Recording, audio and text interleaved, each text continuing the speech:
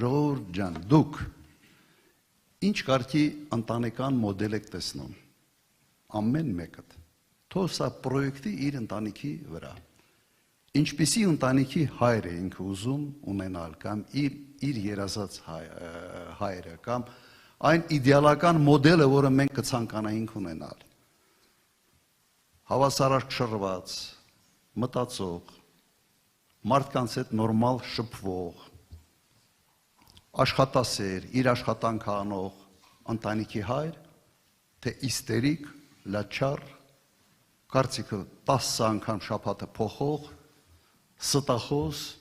սենց կազինոյի կլիենտ եւ հարբեցող։ Ինչ կտրենք ձեր ընտանիքի համար, ձեր սիրած մոդելը որը կլիներ։ Երևի չեմ կասկածում, չէ, լավ մոդելը։ Հիմա համարեք, որ երկիրը մի մեծ մեր ընտանիքն է։ Եվ ունենք մի մարդ, որը ամբողջությամբ համապատասխանում է այդ երկրորդ տարբերակին։ Իստերիկ, ցենց գժական գնացող, ինքն էլ էր, չի ասում, կարգավորման ժամանակ Ղարաբաղի հարցի, թե ես ինձ գժի տեղ եմ դնում։ Չէր դնում գժի տեղ։ Շատ բնական էր։ Շատ բնական էր։